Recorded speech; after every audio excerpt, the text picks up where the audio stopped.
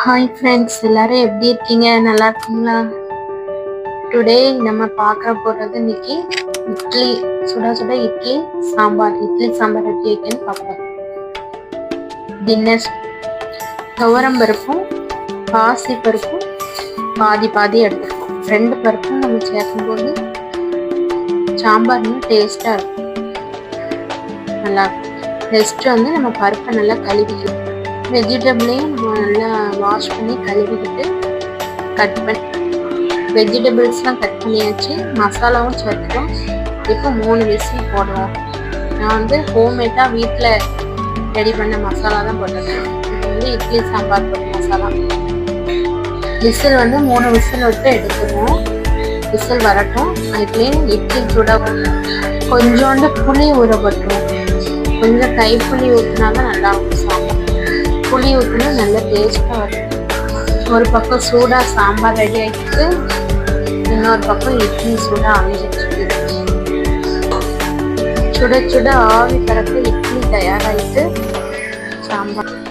சாம்பார் கொதிக்கி தேவையான அளவு நம்ம உப்பு போட்டுக்கிறோம். உப்பு போட்டு நல்லா கலக்கிட்டு அந்த நம்ம கரைச்சி வச்சிருக்கோம் இந்த புளி தண்ணியை அதோட சேர்த்துருவோம். சாம்பார் இப்போ கொதிக்கி சாம்பாரை தாளிக்கணும். ஆனால் சாம்பாருக்கு ஹைலைட்டே ஒரு பொருள் இருக்கு. என்னன்னா இதுதான் மல்லிக்கீரை. இந்த மல்லிக்கீரையை கடைசியாக சேர்த்து அது கொதிக்கும் போது இந்த ஸ்மெல் சூப்பராக இருக்கும், டேஸ்ட்டும் நல்லா இருக்கும். நம்ம சாம்பாருக்கு தாளிச்சு வச்சு விட்டுக்கோன்னா கடுகு, உளுந்தம்பருப்பு, சின்ன வெங்காயம், கருவேப்பிலை, காஞ்ச மிளகாய், 2 வெந்தயம் போட்டுட்டா இட்லி சாம்பார் தாளிக்கும் போது அந்த டேஸ்ட் நல்லா இருக்கும். சுட சுட இட்லி, சூடான சாம்பார், அதை எடுத்து அப்படியே இட்லி மேல அப்படியே சூட